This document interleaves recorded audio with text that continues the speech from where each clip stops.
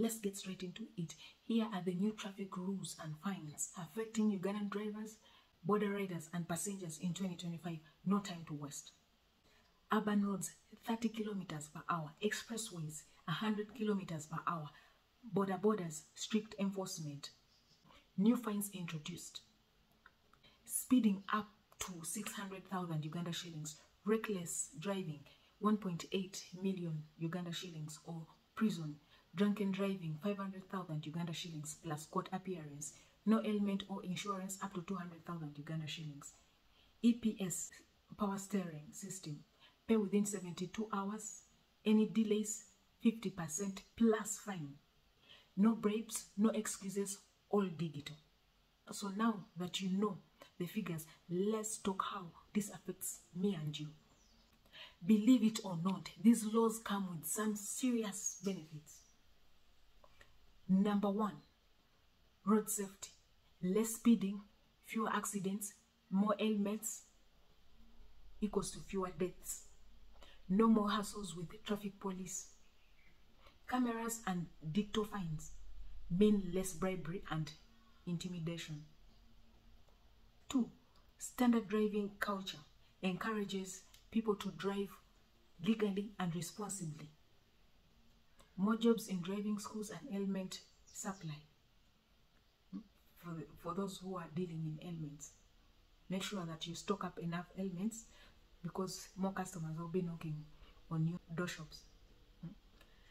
Life over speed. Saving one life is worth slowing down. But it's not all roses. Let's now talk about where the real pain hits the people.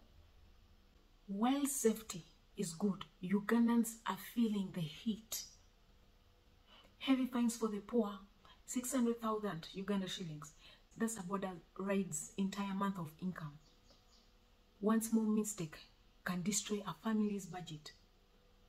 Lack of infrastructure, no clear road signs, no speed indicators, yet drivers are fined.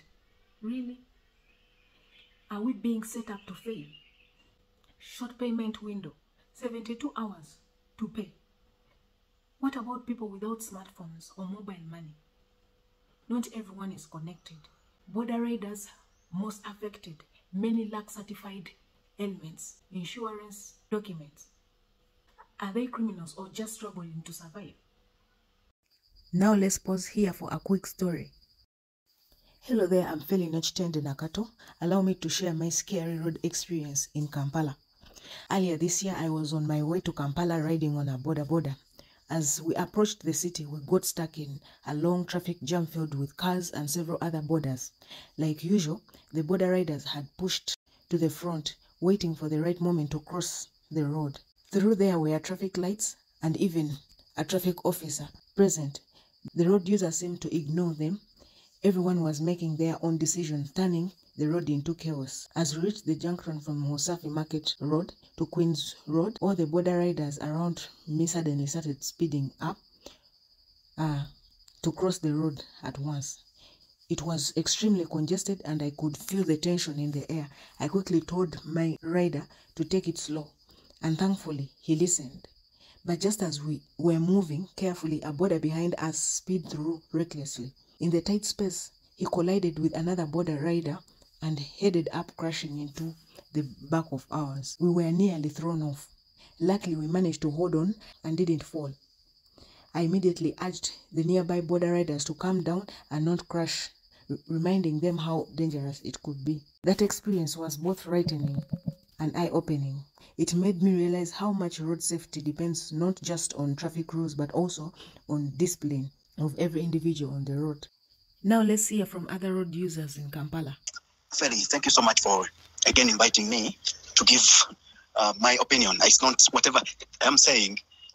It's not final, and it's not a directive, but just an opinion that would actually guide a little bit, because I represent drivers and they have cited a number of things on our different platforms around this policy of the new law of the traffic.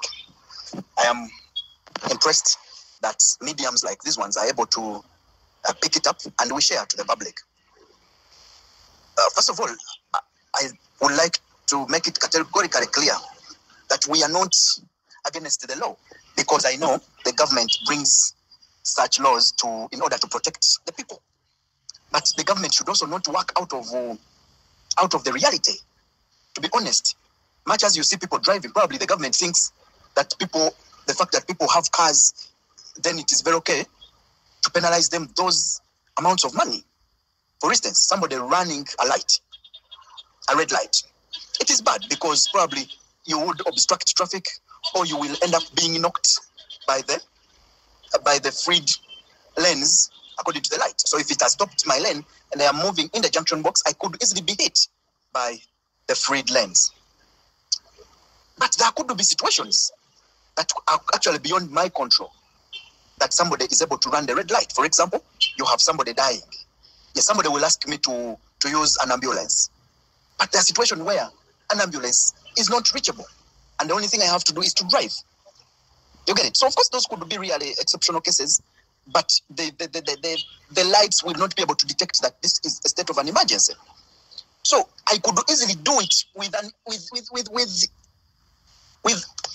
I could easily just run a red light, knowing that I am going to pay a penalty, but I take such a decision to save somebody in my car for the penalty.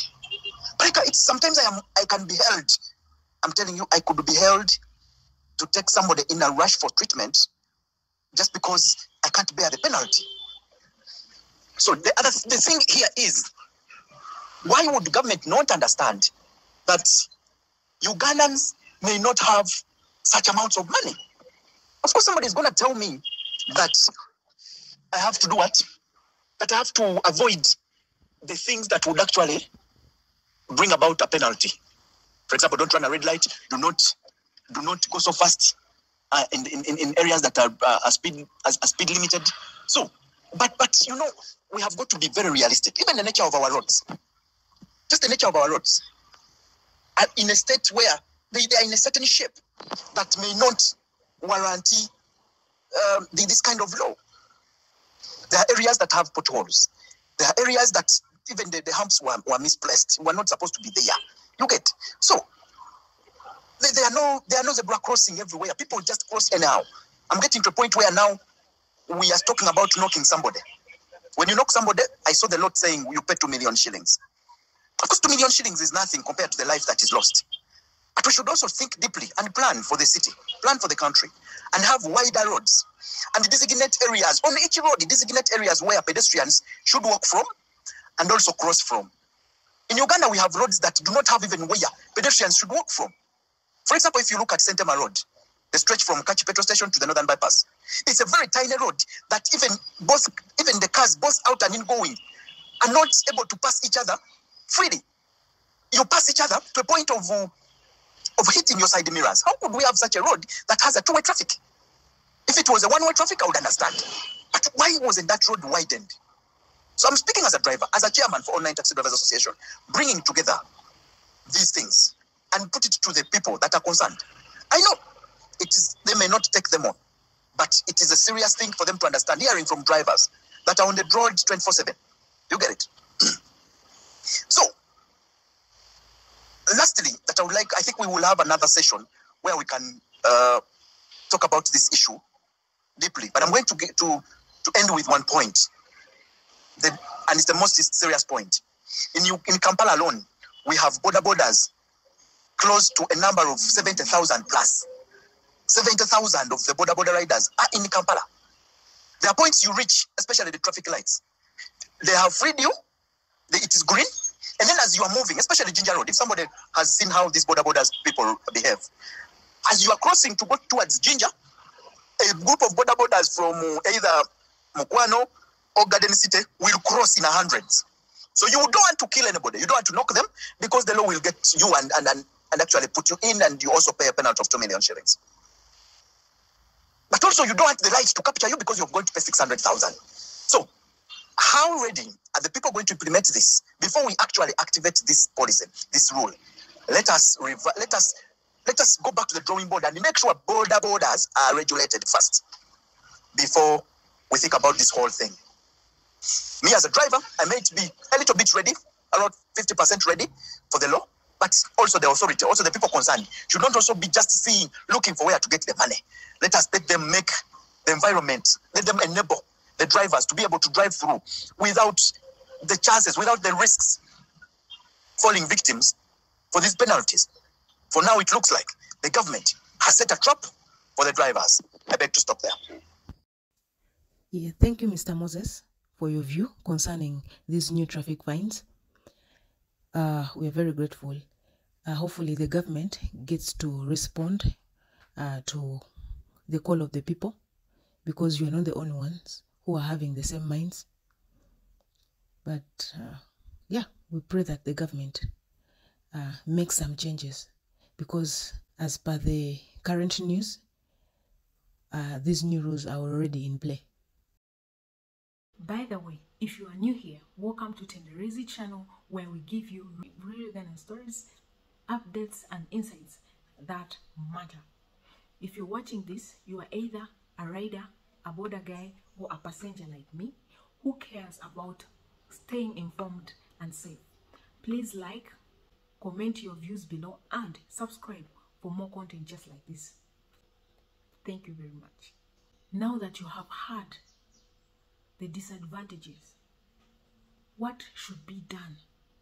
Instead of just enforcing, here is what actually helped both sides. Recommendations for the government: provide signage and proper roads before enforcing. Introduce subsidies for helmets and licenses. Give drivers warning tickets before fines. Extend payment deadlines to 7 to 14 days. Advice to drivers: stay informed, know your routes and limits. Use EPS Auto to check your vehicle status. Don't wait for fine. Act early. Ugandans, we have a choice. We can either stay angry or get fined, or we can push for fair rules and better roads. Let's demand accountability and act responsibly. Join the conversation, share your experience, and let's be the generation that balances rights and responsibility. What do you think? Are these new laws fair? Are they helping you or just emptying your wallet? Drop your comments. Let's make noise the right way. Subscribe if you learned something. Like and spread awareness to share, to help others avoid unnecessary fines, as you've heard them. This is your girl Philly from Uganda, signing out from Tendereize Channel. Drive safe, stay woke. As always, we keep it real. Peace. See you next time. Bye.